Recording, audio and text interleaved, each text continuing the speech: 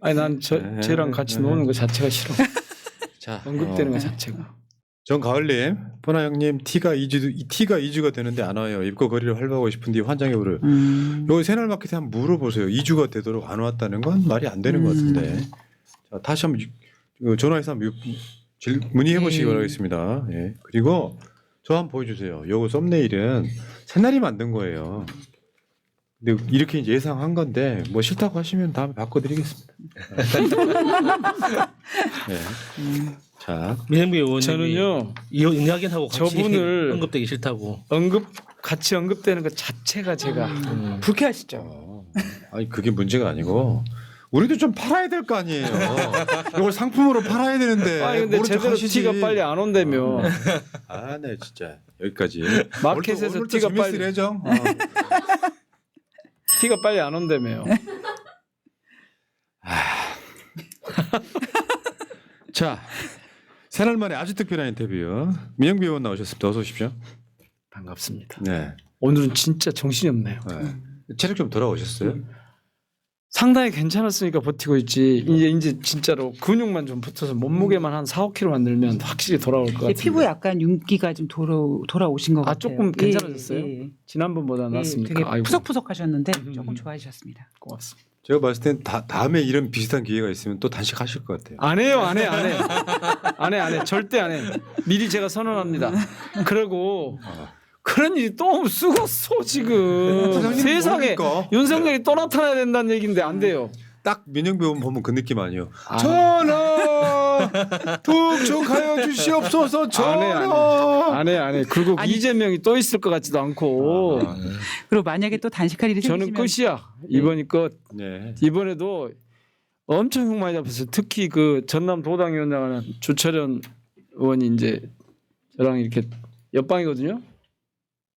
60 남아가지고 단식한 사람이 어디가 있냐고 골려먹고 계속. 그러면 대국민 사과하십시오. 안 할 단식을 해서 죄송합니다. 그러고. 아니 말씀드렸잖아요. 근데 그때는 절박하긴 하고 얘들이 막 시간을 끌고 그때 제가 얼마나 헌재가 미운 줄 아십니까? 제가 문영배 재판관 저 헌재 소장이 직무대행이 그렇게 잘 끝내서 아무 말 안 하고 있는 거지. 그때는요 욕을 속으로 디륵디륵 했어요. 저런 것들이 재판관이라고 앉아가지고 그런다고. 저는 이제 민영배 의원 인터뷰를 하면 좀 뻔하지 않은 인터뷰를 하려고 노력을 엄청 하고 있는데 여기서 사과하십시오 그러면은 사과드립니다 하면 더 재밌을 텐데 그 단식하시는 의도를 우리가 몰라요? 아니 의원님?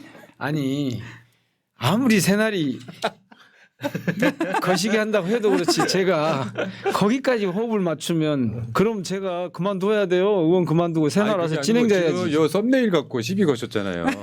우리도 팔아야 돼 의원님을 지금. 본인 이야기 안 하셔도 돼. 이건 우리의 마음이야. 민영비한테 진 이낙연이 구구 빅탱크를 기억거려? 우리의 마음이라고요. 예. 근데 잘 뽑으셨어요. 이렇게 재밌다니까. 장사가 좀 되게 뽑았어요. 그러니까 민영비 의원의 단점이 뭐냐면은 자기 장사를 못해. 맞아요. 요거 한 20년 동안 울고먹을 주제 아니에요. 자. 죄송해요. 저 20년간 정치 안 할 거니까. 울고 먹을 일이 없어요. 말씀드리는데 네. 어떤 이슈에서는 단식하면 더 하신다. 안 한다. 500원 겁시다. 안 내. 자 화면 상단에 민영배 후원에 있어요. 농협 351-1131-8776-13 여러분 후원 좀 해주세요. 많이 안 바래. 5,000원, 10,000원씩만 해줄 때. 자 그리고 민영배 TV 구독도 채팅창 상단에 있으니까요. 좀 구독 좀 해주시기 바라겠습니다. 옛날엔 새날 한 번씩 다녀가면 한 몇백 분씩 이렇게 유입이 되던데 요새는 안 돼요. 왜 그래요? 새날은 계속 늘어나던데. 윤석열 때문에 경제가 너무 안 좋아져서 그래요. 아니, 지금 이제 돌아오기 시작했어요. 예. 아 그래요? 네. 윤석열 파면 되고 이재명 대표가 움직이기 시작하고 딱 전당대회 끝나니까 움직이는 게 보이더라고요. 아 그래서 맞아요. 사람들은 지난번에 그 후보 뽑는 경선했잖아요. 계속 네. 막 조용하다고 난리대요. 근데 제가 말씀드렸는데 조용한 것 같은데 사실은 안에서는 막 그 열기가 막 끌어올랐다니까요. 네. 그래서 막 이따가 따로 이야기해 주시고 아 그래요? 진짜 중요한 것 좀 몇 개만 하겠습니다. 네. 박선영 진실화해위원장 대한민국 조직들 중에 인권위, 진화위 이런 데는요 사실 극우가 들어가면 안 돼요. 대한민국 극우는 5.18에 북한군이 개입했다고 지금도 주장하잖아. 근데 차마 개입했다고 말은 못 하겠으니까 5.18 때 북한군이 광주에 개입한 건지 아닌지는 나는 못 봐서 모른다 이렇게 얘기를 한 거야. 다른 걸 떠나 정권을 떠나가지고 진화위원장 그런 소리 하면 됩니까 이게? 역사적으로는 진화위원장이 가장 특이했고 그리고 윤석열 관련해서는 인권위원장이 가장 특이했어요. 그렇죠. 안창호. 네. 와 이름이 아까워. 씨. 진짜 와. 근데 이거는 이거만 갖고도 우리가 다룰 수 있는 얘기가 엄청 많거든요. 근데 문제는 극우가 이 짓을 하다 보니까 이건 뭐냐면 꽤 오랜 시간의 역사적인 어떤 조사나 등을 통해서 5.18에 북한군이 없었다는 건 이미 확정된 사실이에요. 네. 그러면 진화위원장은 뭘 해야 되냐면은 여기에 피해받은 광주와 진실 5.18에 북한군이 오지 않았다는 것뿐만 아니라 시민군들이 개헌군과 싸웠다는 거. 화해는 뭐냐면 가해자하고 피해자를 이어줘야 돼요. 그게 진화위원장이 할 일이야. 근데 5.18에 북한군이 왔는지 안 왔는지 난 몰라. 이질을 하고 있는 거야. 그러니까 박선영 씨가 극우적인 인물이라는 게 확실한 게, 그러니까 극우의 가장 큰 특징 중에 하나가 역사적으로 사회적으로 사실로 합의된 것조차 아니라고 인정하지 우깁니다. 않는 거죠. 그러니까 박선영은 공개적인 자리에서 그게 아니라고 공개적으로 말을 못하니까 나는 그 현장이 없어서 모르지롱 하면서 사람들을 농락하는 거거든요. 그런 식으로 사람들의 감정을 자극하면서 그걸 보면서 즐기고 있는 그 장면을 보는데 이제 너무 피가 끓더라고요. 도대체 대한민국에 저런 사람이 저 자리에 앉아 있다는 것 자체가. 그러니까 철학 없이 자리 나눠먹기 하다 보니 이런 사태가 난 거예요. 이게요. 윤석열 내란 집단이 오늘 윤석열 내란 집단이 아주 일관된 거예요. 이게 이상할 게 하나도 없어요. 이상할 게 하나도 없어. 보통 사람들이 보면 정말 이상한 짓을 하고 있지만 윤석열 식으로 보면 이상할 게 하나도 없는 거예요, 지금. 제가 오늘도 오늘 기후 특위가 열렸거든요. 제가 거기 특위 위원이어서 가서 이렇게 들어봤는데 와, 어느 한 곳도 제대로 해놓은 게 없는 거예요, 지금. 그리고 이런 인사들이 그때 처음부터 그랬잖아요. 왜 극우 인사를 무슨 각종 무슨 역사 관련된 이런 기구나 단체나 이런 데다 갖다 안 치냐. 여기도 그렇게 논란이 많았잖아요. 근데 맞습니다. 기어이 안 쳤잖아요. 그러니까 그 진화의 노조가 그랬더만 극우 유튜버 수준의 망언 정확하게 본 거예요. 맞죠. 그러니까 이게 윤석열 수준의 망언이야. 정영식 현재 맞아요. 재판관의 처형. 그러니까 윤석열이가 최초로 헌법재판소에 밀어넣었던 정영식의 처형. 딱 거기까지는 갈 필요 없어요. 그냥. 박선영은요 서울시 교육감 줄기차게 나왔던 그렇지. 자기 깐에는 약간 교육 전문가인데 막 자리 나눠먹기 식으로 자리 넣어서 고액 연봉 주는 그 자리에 앉혀놨는데 이제를 한 거고요. 지금 특히 광주 국회의원들 민영배 의원을 필두로 해가지고 지금 뿔이 났습니다. 그 다음에 이제 그래서 5.18 정신은 새로운 민주정부에서 헌법에 전문에 넣어야 된다. 지금 행사가 하나 있었더라고요. 여기 보니까 80년 해직 언론인 협의회라고 있는데 네. 거기에 그 선배님들이 저거 안 된다. 반드시 저거 넣어야 된다 해가지고 여러 단체들하고 국회의원분들 한 30명 정도 공동 주최를 같이 여러분 했어요. 저 사진에서 민영배 찾기. 안 보일걸요 잘. 제가 저런 사진 찍을 때 잘 어디 드러나는데 잘 못 써요. 유독 머리가 하얗신 분 찾으면 나옵니다. 이번 사진은 좀 보이네. 강경수 두 사람. 의원 옆에 두 머리가 사람이 새까만 사람. 신정훈 의원하고 강경수 의원 옆에. 네, 머리가 새까만 아. 사람. 그런 것 같네요. 저게 비슷하네요 저하고. 사실 여러분들이 왜 5.18을 잘 모르시거나 역사의 맥락이 없었으면 잘 모르실 수 있는데 현재의 민주주의는요 5.18 진상규명으로 시작된 거예요. 80년대를 관통하면서 80년 5.18 87년 민주화가 되기 시작할 때 5.18이라고 하는 진상규명이 지금의 여기까지 온 거고 공화국도 바뀌었고 그게 헌법에 안 들어간다는 게 말이 안 되잖아요. 그렇고요. 그 광주 정신이라는 말 있잖아요. 이게 다른 지역은요 뒤에다 정신 치면 어디 나올 것 같아요. 병원 나와요 병원. 근데 광주는 광주 정신이라는 말이 있어요. 그러니까 요거는 80년 5월이 5.18이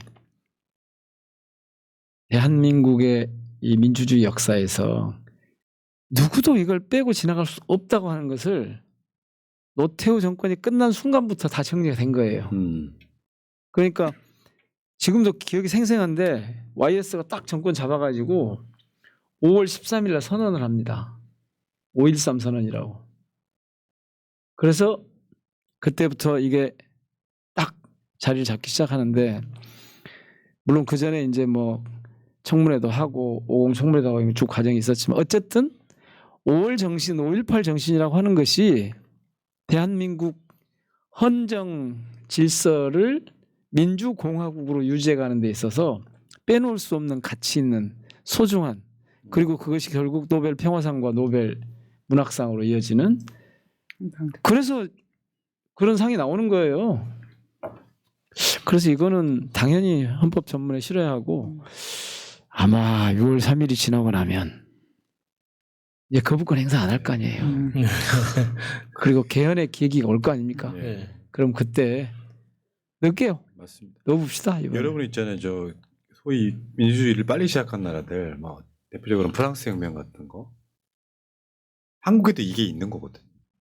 불이한 권력에 국민들이 맞서 싸운 사건은 엄청난 사건인 거죠. 제가 옛날 얘기 하나 해드릴게요. 제가 기자 일할 때 한 달쯤 세계 민주 성지를 가다. 그래서 5.18 기념 사업을 어떻게 할 거냐라는 것 때문에 취재를 한 달쯤 다닌 적이 있어요. 주로 제가 아시아하고 유럽을 다녔는데 어디를 가봐도 이렇게 절대 공동체 그러니까 대동세상이라고 하잖아요. 이런 걸 이뤘던 곳은 현대사에서 없어요. 광주가 최고봉이에요. 예. 예. 맞아요. 자, 그러니까 어. 국가 공권력이 공백기가 된 그 상황에서도 인간성이 가장 숭고하게 발현됐던 절대 공동체. 예. 그 우리가 뭐 계속 가슴에 새기고 가야죠. 자, 그래서 지난주 방송을 한번 우리가 다시 복기를 해보면 호남 투표율 이야기를 했었어요. 그렇죠. 근데 다 틀렸고요. 예. 근데 사실 이게 이런 측면이 있어. 어떻게 틀렸어요? 호남 지역 경선 투표율이 53.67 나왔는데 숫자로 보면 숫자로 보면 다른 지역에 비해서 낮은데 저는 70% 나올 거다. 네. 막 이렇게. 근데 이제 아 제가 그때 60%면 최상이라고 했는데 71%까지 끌어올려서 65% 하시고 그때 전 우리 70. 바람이었으니까 네. 다 틀리셨잖아요. 네. 누가 맞췄나 이야기 하시면 안 네. 되고 자, 선거인단이 그러니까 37만 명이었는데 이게 저번 경선 때 20만 명이었으니까 17만 명이 늘어났고 권리동원 수가. 선거인단 37만 명 중에 20만 명이 투표했다 이거거든요. 엄청난 거잖아요 지금 그렇죠. 현실적으로. 숫자로 보면은 다른 지역보다 압도적으로 많은 숫자죠. 그렇게 따지면 안 되고 이렇게 따져야 돼요. 아주 간단한 셈법이 있어. 인구 대비 당원 수를 보면 돼요. 다른 데 비하면 5배에서 10배 높아. 무슨 말씀인지 알겠죠? 예. 인구 대비 당원 수의 비율이 다른 데 비해서 10배 높다니까요. 5배에서 10배. 그 말은 무슨 말이냐면 다른 데 당원들은 충성도가 5만큼만 있어도 그러니까 100 중에 50만큼만 있어도 투표를 해. 그렇네. 근데 여기는 한 70점 있어야 투표가 돼. 그래서 훨씬 어려워요. 그렇겠네요. 예. 예. 즉 충성스러운 당원의 비율이 아무리 높이려고 해도 절대 수치가 많고 인구 모수가 적은데 당원 수는 많기 때문에 이 투표율 높이기도 힘들고 득표율 높이기도 힘들고 그런 곳이 광주예요. 근데 그 특성을 놔두고 뭐 호남이 무슨 이재명이 어쩌고 뭐 민주당에 대한 어쩌고 다 거짓말이야 이거. 그러니까 이런 측면이 있죠. 치열한 경쟁, 막 박빙 이런 게 아니다 보니까 이재명 되겠지 하고 그렇죠. 안도하는. 아주 막 그렇게 막 강절하게 투표하지 않았을 거고 제가 봤을 때는 그런데 본선에 가서는 호남 투표율이 제일 높을 거예요. 그렇죠. 항상 그래왔던 것처럼. 지금요 이번에 보면 완전히 그런 건 아니지만 윤석열의 이 12.3 내란을 보고 광주에서 가장 놀랐을 거 아니에요. 그리고 가장 트라우마. 상처가 컸겠잖아요. 그래서요 벼르고 있어요 지금. 네. 그렇죠, 그렇죠. 벼르고 있어요. 그러니까 아까 뭐 이모 이분 얘기하시던데 이게 진짜 엉뚱한 짓을 하고 있는 거예요. 자, 그러니까 그 그러고 이야기로 있다니까. 넘어가 볼게요. 너무 대신에 가까이. 이거 언급하기 싫다 그러셔갖고 네. 이 주제는 우리끼리 이야기할 테니까 그냥 가만히 계세요. 아니 그래도 뭐 양념만 쳐볼게요. 만약 언급하시기만 해봐. 엉뚱한 소리 하면 제가 양념만 한번 쳐 넣어볼게요. 자, 첫 해보세요. 번째. 이낙연이 지금 이제 국민의힘 부류 소위 말하면 이제 극우 블록이에요. 지금 웬만한 보수 중에 건강한 보수는 다 이재명 캠프로 들어오고 있잖아요. 예. 극우에 있는 지금 그 빅텐트에 지금 기웃거리고 있어. 기웃거려요. 출마 후에 한덕수 단일화 얘기까지 나왔어요. 민주당이 한덕수를 비판하는 것까지 비판하는 이낙연 씨. 뭐 저거 새날 단독이에요? 아니요, 아니요. 아니요. 뭐 이상하게 새날 단독처럼 보이는죠? 상관없죠. 또 이런 느낌상. 이런 콘텐츠는 또 우리만 만드니까 사람 느끼셔도 되고. 여러분 그 이낙연이 총선 나왔을 때 마지막 불씨 이낙연이라고 했던 거 기억하시고요. 지나가는 사람이 물을 뿌리는 장면까지 보셨습니다. 근데 열받는 건 뭐냐면 JTBC 저건 대선 별거 때- 아니에요. 네. 네. 의원님 조용히 계세요. 네. JTBC 때 대선 때 JTBC하고 인터뷰를 합니다. 그때 그게 대선 출마가 마지막이라고 마지막이라고. 했었는데 예. 다시 총선 때 나오면서 마지막이라는 얘기를 또 했어. 그런데 또 지금 기웃거리고 있는 건데 과거를 한번 더 가보겠습니다. 22대 총선 민영배 76.09 이낙연 13.84%. 저게 여러분 그래프로 보고 계시잖아요. 자세히 보면 국민의힘하고 거의 비슷해요. 광주에서 민영배 의원이 이런 역사적인 일을 하신 거예요. 웃지도 마세요. 안 말하세요. 웃도 말아요? 이렇게 취임새 넣으시는 거예요 지금? 알았어요. 웃. 근데요. 어. 제가 한 게 아니라고 지난번에 몇 번 말씀드렸는데 광주 시민들이 한 거라고. 아 그랬죠. 광주 시민이 했죠. 네. 네. 그러니까 여러분 그 엊그저께 정청래 의원 페이스북 한번 읽어봐요. 이낙연 대선 출마 뜻 밝혀 후보 등록 준비 시작. 민영배 76.09, 이낙연 13.84. 84. 제22대 총선이 처참한 총선 낙선 후 대권 도전이라 사람 참 추하다. 에잇. 그러니까 이낙연에 비하면 홍준표가 얼마나 깨끗한지 보여주죠.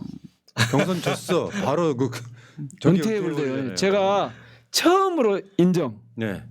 홍준표 인정 처음으로. 최소한 그 정도는 해야지. 최소한. 그러니까 이 상황 보시면은 실제로 이낙연이 광주에서 얻었던 표는요 국민의힘 수준이라니까요. 그러면 다른 걸 떠나서 이낙연이 어떻게 나왔는데요. 전남 출신의 전남 도지사까지는 했어. 근데 그 사람을 픽업했던 거는 김대중 대통령이죠. 그러다가 처음에. 전남 도지사를 하는데 촛불로 만들어진 문재인 정부가 어떻게 보면 협치 차원에서 호남 총리를 하려다 보니까 현직 전남 도지사가 필요했던 거예요. 예. 도지사 사퇴하고 올라가서 최장수 총리를 지내요. 그 과정에서 이낙연이 대선 주자 1위를 달립니다. 압도적인 일이었죠. 네. 그렇죠. 1위를 달리다가 뭐 박근혜 이명박 사면론 이런 거에 똥볼을 차기 시작했던 것도 있지만 이해찬 대표가 만들어진 180석을 이용해서 민주당이 압도적일 때 개혁 하나도 못하고 8개월 만에 대선 나간다고 사퇴를 해버려요. 지리멸렬을 보여줬죠. 그러면서 점점 좀 이렇게 마지막 불씨가 꺼져갔지. 그러면 결국에는 이낙연을 만든 건 촛불 시민이고 호남이고 우리 민주당 사람들이란 말이에요. 어떻게 저렇게 망가질 수가 있어요? 그러니까 평생 꽃길만 걸었던 사람이 그러니까 약간의 실패도 용납하지 않는 근데 자기가 패배한 그 상대방이 서울대 나온 사람도 아니고 나보다 어디 이력이 좋은 사람도 아니고 그러니까 왜 저를 그렇게 폄훼하세요? 그러니까 이재명 대표를 말하는 거예요. 그 당시에. 미안해요. 이런 거 유머인데 유머로 받아지도 안 하네. 그러니까 그때부터 이낙연 씨의 마음속에 어떤 심보가 뒤틀리기 시작한 건 아닌가 그런 상상을 자꾸 하게 되는 거예요. 생각해 보면 이낙연 씨는 평생 진짜 좀 기회주의적인 면모가 굉장히 많이 많았죠. 있긴 있었거든요. 김대중 대통령이 처음에 정치 제안을 했을 때 야당 총재 시절에 제안했을 때는 거절합니다. 근데 대통령 당선되고 나서 제안하니까 냉큼 받아서 들어왔단 말이에요. 그 이후로 항상 편안한 길만 걸어왔죠. 긴급 동의. 아, 근데 잠깐만요. 국회 대표님. 민영배 의원은 가셨고요. 네. 자 평론가 민영배 선생님. 시사평론가. 지금 이 상황 어떻게 생각하십니까? 지금요? 어. 우선 새날이 됐든 어디가 됐든 앞으로 우리는 이분에 대해서 언급을 해주지 않는 게 좋아요. 선거 전략상. 어쨌든 언급하지 않는 게 좋다. 그렇네요. 네. 정답. 실제로 봐보세요. 이재명 후보가 후보 수락연설 할 때 보셨잖아요. 다른 사람들에 대해서 단 한마디도 하지 않았습니다. 이것은 앞으로 민주당 선거 전략에서 굉장히 중요한데 사실 그래서 저는 이 현상에 대해서 언급하거나 제가 아무리 평론가여도 평론가로 이제 또 하면 또 할 수 있겠는데 아무리 평론가여도 별로 언급할 가치가 없어. 언급하고 싶지 않은 제 개인적인 이거 말고도 언급할 가치가 없어요. 왜냐하면 영향력이 거의 0에 수렴할 정도로 미미해. 그렇긴 하죠. 네, 그래서 키우지 마시라니까 제발. 아니, 잘못하면 오해받아요. 그게 아니라 그럼 민영배 의원하고 나눌 대화 종류가 그렇게 많지가 않아서 현안이나 이슈를 다루는 거잖아요, 의원님. 그러니까 언급 안 하고 싶으시면 잠깐 마이크 꺼. 자, 그럼 내가 여기서 한 가지만 내가 얘기해 드릴게요. 그분이 굉장히 계속 썼던 말 중에 하나가 뭐냐면 사법 리스크예요. 이번에도 계속 그 얘기 하고 있잖아요. 네. 근데 사법 리스크는 다 아시는 것처럼 검찰 애들이 만든 거란 말이에요. 그러면 이분은 원래부터 정치하는 방식이나 지향이나 원래부터 정치관이 이미 그동안 탈을 쓰고 있긴 했지만 민주당이 아니었던 거예요. 그것이 늦음하게 드러나는 것뿐이에요. 그렇네요. 예. 네, 그래서 이런 분들은 언급하지 않을수록 좋다. 제가 혹시 제가 지금까지 언급한 걸 보셨으면 아니 저 아니라고 그러죠. 평론가로서 언급하지 않을수록 좋다. 그러니까 지금 민영배 의원이요. 내가 이낙연하고 비교 대상이 돼야 돼? 요 멘탈이신 것 같아요. 적어도 정서적으로나 어. 가치관이나 정치에 대한 정치적 세계관이나 이런 것에서는 그럼요. 예. 아니 제가 왜 그렇죠. 제가 선거 때도 그래서 아예 상대 안 했다니까요. 그러니까 이게 비교 체험 극과 극 이런 건데 윤석열 총장 때 탄핵하자고 나선 분이 계셔. 이분이세요. 근데 이게 지금 이제 왜 한덕수 비판하냐고까지 지금 이낙연은 다른 것도 아니고요. 그것은 내가 태어난 고향 어머니에 대한 배신이에요. 그 두껍이야 두껍이. 독두껍이. 자 그런데 페이스북에 그 선거법 관련해서 지금 이제 5월 1일 날 선거한다는 거 아니에요? 5월 1일 맞죠? 내일이죠? 내일. 네, 내일. 3시. 거기에 파기 자판이 옳다 그랬잖아요. 이 법대 출신이거든요, 이분이. 그리고 언론사에 있었잖아요. 야, 내가 오늘 물어봤어. 그 후배 언론인한테 그 회사에. 그랬더니 별로 중요한 자리에 있었지 않아서 잘 모릅니다. 이렇게 얘기해 보더라고. 그러니까 그동안 정말 어떻게 위장을 잘해서 그렇게 지내다가 시간이 가면 갈수록 본 모습이 드러나고 있는 거예요. 그러니까 가능하면 이분에 대한 얘기는 안 해줄수록 오케이. 좋다.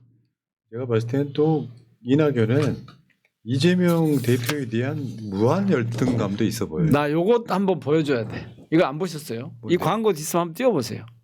안 보일까? 아 진짜 파일로 주셨으면 좋지. 아, 비서들 뭐해? 글쎄 이거 모르겠는데 봐보세요. 이게 제가 읽어볼게요. 한번 주세요. 봐보세요. 내용이 뭐냐면은 국힘 단독으로는 역부족 만들자 반 이재명 광폭 대연정. 와. 헐. 자 넘어가시고. 자 그러면 이게 뭐겠어요? 이게 이런 광고가 뭐겠어요? 반 이재명 광폭 대연정이라고 광고를 내고 있는데 이거를 한덕수 대행 출마 선언 임박하고 그것도 또 뉴데일리에서 한 거를 이 조선일보에 이렇게 냈다고요. 뉴데일리가 이게 극우 집단하고 뭐가 달라요? 그거가 돼버린 거죠 사실은. 동화 돼버린 거지. 원래 구구였는데 커밍아웃 하는 거. 그러니까 이재명 대표의 지금 저는 전략이 정확하게 옳다고 보는데 개무시 전략. 완전히 아니 개무시란 말에도 너무 비중이 커. 그냥 아웃 오브 안중. 아예 그냥 지우고 그냥 언급 자체를 하지 말아야 돼요. 나는 이낙연을 모른다 이 정도. 네. 나는 그가 지난 여름에 한 일을 모른다. 알고 있다가 아니라 모른다. 기억이 안 난다. 네, 그래서 그냥 그 이름을 내 앞에서 알겠습니다. 언급하지 말자 이렇게 하고요. 와 이거 진짜 저는 그때 생각해봐도 지금도 생생해요. 온갖 떨거지들이 와가지고 막 이건 이제 저 민영배로 돌아온 거예요. 아 그때 평론가 아니고. 광사를 해. 네, 광산 선거운동할 때 어마어마했어 네. 진짜. 와가지고 막 심지어는 저한테 병역 비리 어쩌고 하면서 막 온 동네를 다니면서 심지어 막 이렇게 막 밖에서 외부에서 온 그 운동원들이 막 이렇게 다니는데 소위 말하면 그걸 똥파리라고 했죠 우리랑. 전통. 그렇게 불렀는데 제 입으로는 참 할 수 없어 안 한 건데 근데 그래도 제가 아무 말도 안 했습니다. 저는요 우리 정청래 의원님이 뭐 달라고 저렇게 귀하게 언급해 준지 모르겠어요. 보니까 이런 거야. 이 의원님 딱 이거네. 내 입으로 말하고 싶진 않은데 이건 주제를 주니까 마지못해 하는 거야. 나는 그 사람 지금 이름도 까먹어서 이낙연인지 이낙엽인지 낙엽인지 모르겠는데 그 정도 수준이신 거니까 넘어가시고. 네. 알겠습니다. 그만해버려야 돼. 자 민주당으로 한번 가보겠습니다. 지금 소위 이거 난 무한 확장이라고 보는데 주제는 딱 하나예요. 건강한 보수는 다 우리한테 와. 극우 빼고는 다 함께 할 수 있어. 이재명의 무한 확장. 오늘도 지금 선대 출범식 보니까 와 저런 분들이 지금 캠프에 들어온다고? 우리가 지금까지 본 적이 없어요. 여러분 저번 선거 때 들어왔던 인사들 중에 기억에 남는 소위 보수 인사가 있었어요? 없었죠. 그리고 만약에 그때 보수 인사가 들어온다고 하면 우리는 굉장히 거부 반응을 일으켰을 네. 거라고 생각합니다. 윤여준, 이석현, 다음에 심지어 김종인홍도 전화했더니 뭐 잘해서 당선되라고 이야기했다고. 그러니까 이제 어떻게 보면 진보 블록에서 이재명을 지지하지 않는 건 이낙연 빼놓고는 다 지지하거든요. 진보 블록 아닌데 뭘 진보 블록에서요? 아니 그런데 보수 쪽이나 중도 쪽에 있는 분들 중에 극우가 아닌 사람들 최소한 내란 사태에서 윤석열을 비판했을 수 있는 사람들은 지금 다 이재명 캠프로 모여들고 있다. 근데 이런 생각은 안 드세요, 의원님? 그러니까 상대적으로 한편인 사람들이 너무 스포트라이트를 못 받는 거에 대한 서운함 없어요? 혹시 이거 평론가로서 해야 돼요. 민영배로서 이제 자아가 이제 헷갈리잖아 지금 둘 다 한번 해보세요. 민영배로서는 오메 이런 생각이 들었어요. 저는 그래도 뭐 맡았잖아요. K 이니셔티브 위원회 위원장. 근데 그 얘기는 혹시 기회 되면 조금 더 합시다. 이거 중요한 얘기예요. 그런데 저는 무슨 생각이 들었냐면 지금은 어떻게든 압도적으로 이기는 것이 문제이지 누가 스포트라이트를 받고 안 받고가 중요하지 않다. 제가 제 주변에서 계속 그래요. 광주에 특히 이제 뭐 재선이 저밖에 없잖아요. 그리고 누가 봐도 쟤는 친명이고 측근인데 이 원조인데 너는 왜 원조 얘기할 때도 안 나오고 뭐 경선 캠프도 안 나오고 뭐 안 나오냐 선대위에 그러면서 너 뭐 팽당한 거 아니냐 막 이런 류의 엉뚱한 얘기를 하는 분들이 계셔요. 제가 속으로 아무 말 안 하고 가만히 웃고 있습니다. 야 이재명 후보를 몰라도 저렇게 모를까?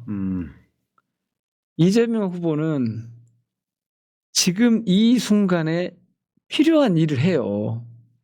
자, 저는 오히려 이걸 봐야 된다고 해요. 왜 저렇게 오른쪽에 있다고 여겨졌던 사람들이 중도 보수라고 하는 혹은 진보 개혁 블록이라고 하는 민주당 후보의 주변으로 몰려들까? 이걸 가능하게 하는 이유 혹은 힘은 뭘까? 논리는 뭘까? 저는 오히려 그걸 들여다봐야 한다고 봐요.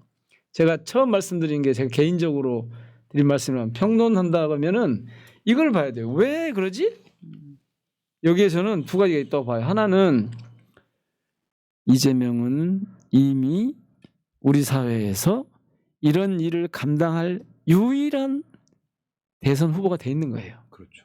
예. 대한민국 사회가 키웠죠. 어떻게 보면 본인도 잘 자랐지만 잘 키웠다고 생각해요. 국민들이. 그것을 옆에서 양념을 제대로 해준 게 저 내란 세력들이에요. 그렇죠. 그렇죠. 매우 양. 반면 교사로서도. 네, 아주 네. 네. 그리고 실제로 그 사람들이 보여준 행태 때문에 그 전에 혹시라도 이재명 후보에 대해서 갖고 있던 조그만 무슨 뭐 이 의구심 이런 것도 이 사람들이 왔다는 건 뭐냐면 그게 사라졌다는 얘기야. 아 선대위원장이 윤석열이네. 보이지 않는. 아유. 그러니까 그 지점을 우리가 들여다봐야 돼. 그리고 이것에 묻어 있는 국민들의 열망을 읽어줘야죠. 맞죠. 네.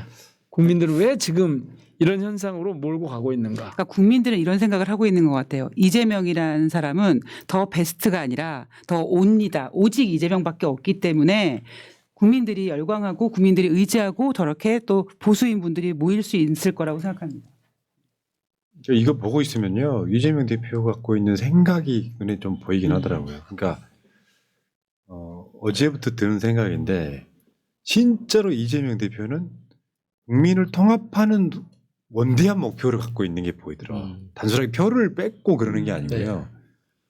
그 보수 진보가 맨날 싸우다가 드디어 윤석열이 극우 이용해서 내란 일으키는 상황까지 왔잖아요. 그러면 이재명 대표 입장에서는 치료가 안 되는 극우를 제외하고 진보 보수 중도할 거 없이 그 모든 사람들이 진영을 떠나가지고 국민을 위한 정치하게끔 응원받는 대통령이 되고 싶은 거예요. 나머지 개혁은 자잘한 이야기 같아요. 자, 그래서 이번 대선은 거의 결론이 정해져 있는 것처럼 보이지만 이 이재명의 특징은 뭐냐면 단 0.001%만의 오차도 지금 상황에서는 허용해서는 안 된다. 지금은 개구지게 장난처럼 이렇게 할 여유가 없다. 지금은 어떻게든 완벽하게 이 상황을 특히 최소한 10%포인트 이상 차이로 압도적으로 이겨줘야 된다. 그러니까 55대 45 되면 10%포인트가 되는 거잖아요. 압도적으로 이겨야 된다. 이 목표를 가려는 이유가 있어요. 다음 생각을 하고 있거든요. 다음 생각을. 그러니까 이 다음에 진짜 대한민국의 모습을 어떻게 그려갈 것인가. 그 그려가는 가장 기본적인 바탕이 뭘까? 압도적인 승리예요. 맞습니다. 그래서 그거를 아주 정확하게 지금 보고 있는 제가 자꾸 말씀드렸잖아요. 이 보통 사람들이 생각하는 것보다 이재명 후보의 정무적인 판단, 정치적 감각, 천재라니까요. 이게 확실히 다르게 봐요. 그래서 지금 사실 아까 온리라고 그러셨는데 사실 유일한 대안으로 이 시민들 주권자들 사이에 자리를 잡은 거예요. 유일한 대안으로. 그래서 지금 경선 과정을 보나 캠프를 이렇게 꾸리는 걸 보나 그리고 야 저러다가 진짜 그냥 원래 갖고 있던 이재명의 맛을 다 잃어버린 거 아니냐? 그런 분들이 있을 수도 있어요. 근데 그런 얘기는 지금 해봐야 의미가 없는 얘기예요. 할 필요가 없는 얘기예요. 사람 변하지 않는다. 그럴 리도 없고. 두고 보면 알아요. 알겠습니다. 어쨌건 지금 선대위가 오늘 이제 출범을 했고요. 네. 이제 딱 한 달 남았어요. 사전 투표 생각하면 딱 한 달 남았고 본 투표까지도 한 34일, 뭐 33일 정도 남았습니다. 네. 오늘 민영비 의원이 아까 그 얘기 잠깐 하셨는데 민영비 의원이 지금 K 이니셔티브 위원회 위원장이 됐고 이재명 대표의 영상 출마 선언에 K 이니셔티브 얘기가 나오거든요. 네. 키워드죠. K 컬처를 넘어서는 개념이에요. 이 K 가장 이니셔티브가. 상위 개념의 정책 비전이죠. 네. 일종의 굳이 한국말로 따지면 약간 주도권 느낌. 그러니까 대한민국은 이미 이제 배울 데가 없다. 우리가 만들어 가야 한다. 미래를. 지금까지는 추격자로서 선진국을 보고 배우면서 따라왔잖아요. 이제부터는 우리가 보수다. 보고 배울 게 없기 때문에 우리가 만들어 가야 한다. 이제 그런 비전인 거죠. 아 이거 참 어디까지 말씀을 드려야 될지 모르겠는데 제가 저를 이거 위원회 위원장을 맡으라고 하는 얘기를 들어보지 못했어요. 아직도 제가 공식적으로 통보받지 못했습니다. 아 그래요? 네, 발표만 보고 제가 이걸 맡게 돼 있구나. 자신이 없는 거야 지금. 그런 겁니다. 아니. 그런 근데 겁니다. 네. 제가 이런 의제를 제시를 했어요. K 이니셔티브 뭐 이런 걸 제가 제시를 했죠. 미국 대선을 보고 나서 제가 이 딱 떠올라서 그런데 그걸 그 제 보고서를 보고 아마도 후보께서 맞아 이런 게 있으면 좋겠는데라고 생각을 하신 것 같아요. 근데 들어보니까 다들 뭐 이거 사전에 너 이거 맡아라 이거 해라 안 하셨대요. 없더라고 그런 사람. 다 이 상황에서는 이 사람이 이걸 맡아주면 좋겠다 이렇게 이 캠프에서 다 이렇게 정리를 해서 쫙 해놓은 거예요. 왜냐하면 제가 조금 전에 그 특위에서 김정호 위원이라고 있거든요. 그분이 김해 국가균형발전위원회 위원장을 맡았더라고요. 그래서 너 균형발전위원회 위원장이라고 돌던데 그때 모르더라고요. 아는 사람이 없어 다 지금. 그렇구나. 그래서 이 상황에 맞는 사람이 누구겠다 봐가지고 제가 늘 그 말씀 드리잖아요. 인사원리로 적소적재가 아니라 적재적소라고. 아니 적재적소가 아니라 적소적재라고. 제가 노무현 대통령한테 배운 인사 철학이라고. 직무를 분석하고 그 직위에 지금 어떤 과제가 있는지 보고 그런 다음에 그래서 여기에는 어떤 역량을 가진 사람이 필요하다. 그 역량을 가진 사람을 찾아서 거기에다 앉히는. 훌륭하십니다. 네. 아, 사람을 먼저 찾아서. 그런 거 안 하는 거예요. 그러니까. 봐봐 그거 저 광주가 내걸고 있는 구호가 하나 있어요. 문화수도예요. K 이니셔티브랑 연관 있잖아. 아니 하여튼 그런 제가 그 보고서 제안 뭐 이런 걸 한번 드렸는데 그것도 아주 급하게 만들어서 필요하겠다. 왜냐하면 그게 딱 나왔잖아요. 영상 출마 선언에. 근데 저는 그게 굉장히 처음에는 저 말이 좀 이니셔티브 사람들 좀 어려운데 K 이니셔티브 이거 어려운데 싶었거든요. 근데 가만히 생각해 보니까 지금 이 상황을 그러니까 내란 상황을 딛고 일어서서 새로운 대한민국 진짜 대한민국으로 가는데 이 대한민국은 어떤 대한민국이냐.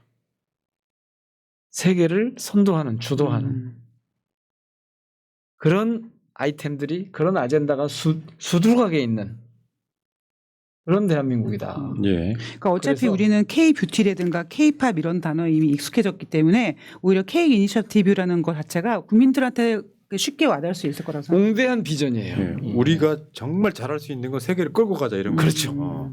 그거를 몇 개로 했을 것인가를 조금 있다가 시간이 지나면 발표를 하겠습니다. 알겠습니다. 자 그리고 저는 오늘 그 후보가 연설을 했거든요. 선대위 출범식 연설. 이 영상 맨 앞에 있어요. 그래요? 풀로 있습니다.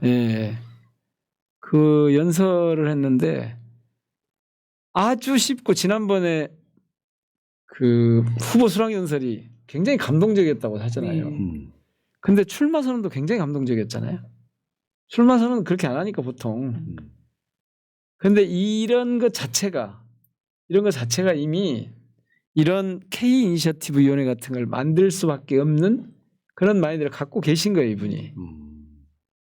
그래서 딱 그걸 봤거든요. 그랬더니 내란 극복하고 민주주의 회복하겠습니다. 민생을 회복하겠습니다. 국민을 통합했습니다. 이게 세 가지 약속이야. 국민들한테는 3.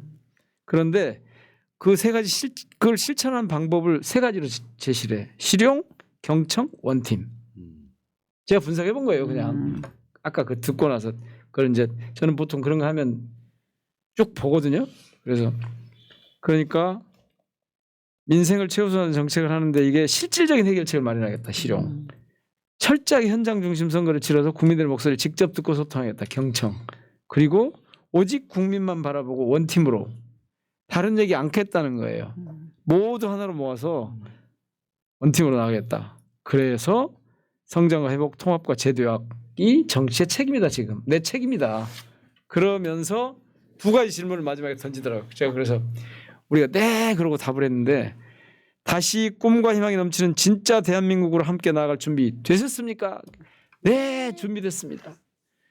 위대한 국민의 에너지를 모아서 새로운 민주공화국을 열어제칠 준비 되셨습니까? 네, 준비됐습니다.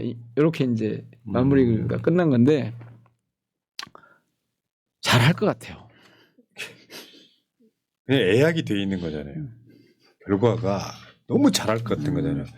정말 죄송하고 악플 받을 이야기지만 윤석열이 비교해 보세요. 하지 말라니까 또 그런 아니 저하고 아이고야. 그이모 씨도 하지 말라니까 또 거기다 갖다가 내가 후나님 사과하세요. 악플 올거 악플 비교를 해야 표시가 난다고. 애초에 그렇게 다 잘해야 되는 것처럼 하면 안 돼. 원래 사회과학 그 연구 방법론에요. 제일 첫 번째가 뭐냐면 비교 분석이에요. 그럼요. 가장 근데 쉽고. 악플 다세요. 가장 쉽고 잠깐만요. 보람 PD야. 여기는 우리 홈그라운드잖아. 꺼버려. 알겠습니다. 고생하시고요. 방송 길게 하시지만 몸도 안 좋으신데. 자, 겁나게 책 네. 재미있는 책이 나왔습니다. 네. 작년에 이 K 이니셔티브와 관련해서 그 이야기 다음 주에 해주세요. 그래요? 비교 불가란 말 해드리려고 그래요. YKDK FGODY님 감사하고요. 제이님, 민영배 의원님 오늘 목소리가 조금 피곤해 보이십니다. 이분 늘 그러세요. 산삼순백 한번 드셔보십시오. 기력 회복에 좋습니다. 새날에서는 마음껏 재밌게 편하게 말씀해 주시면 감사하겠습니다. 새날 구독자들은 상당히 수준 높은 정치 고관여층이라 정치 공학에 쉽게 넘어가지 않습니다. 다음 주에는 윤석열 때문에 지친 저희들을 5배 웃고 주시죠. 오늘도 재밌었어. 의원님 가만히 계시면 돼. 우리가 알아서 웃겨드려.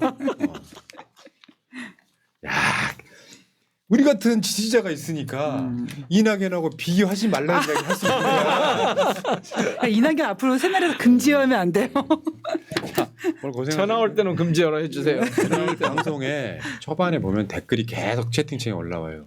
살 것 같다. 살 것 같다. 요즘 진짜 살 것 같다 이런 얘기합니다.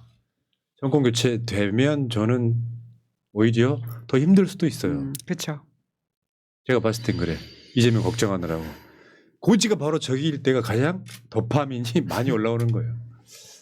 자, 의원님 짧게 한 30초만 드리겠습니다. 인사하고 가십시오. 이낙연 얘기 하지 마시고. 제발 부탁이에요. 하지 마세요. 예, 모든 것이 순조롭게 되어간다고 여겨질 때 우리가 바짝 더 긴장해야 합니다. 지금 우리는 여러 고비를 넘어서 마지막 고비를 지금 넘으려 하고 있습니다. 모두 힘들고 어려울 겁니다. 그런데 이런 때는 좋은 방법이 한 가지 있습니다. 혼자 갈라 하지 마십시오. 어깨 겹고 함께 가면 훨씬 멀리 갈 수 있고 내실 있게 승리의 길로 갈 수 있습니다. 화이팅!